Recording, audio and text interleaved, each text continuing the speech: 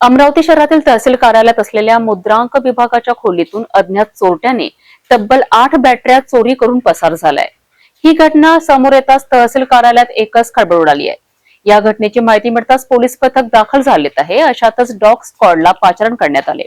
अज्ञात चोरट्याविरोधात पोलिसांनी गुन्हा दाखल केला आहे। शहरातील सिटी कोतवाली पोलीस स्टेशन हद्दीत असलेल्या सर्वात मोठी तहसील कार्यालय समजल्या जाणाऱ्या मुद्रांक विभागाच्या खोलीतून 8 बॅटऱ्या चोरी गेल्यात। अज्ञात चोरट्यांनी गुरुवारच्या रात्री कुलूप तोडून मुद्रांक विभागाच्या खोलीत प्रवेश केलाय। कार्यालयात असलेल्या 8 बॅटरी काढून चोरटे पसार झालेत। याचीच माहिती मिळताच सिटी कोतवाली पोलिसांनी धाव घेतली। या घटनेचा पंचनामा केला तर तहसील कार्यालयात डॉग स्क्वॉडसह फिंगरप्रिंट एक्सपर्टला सुद्धा पाचारण करण्यात आले। याच कार्यालयातील इतर अलमारीतून काही दस्तावेज चोरी गेलेत का याची शहानिशा करण्यासाठी पोलिसांनी सर्व अलमारीची तपासणी केली आहे। मात्र अज्ञात चोरट्यांनी 8 बॅटरी चोरी करून पसार झाल्याचे निष्पन्न झालेत।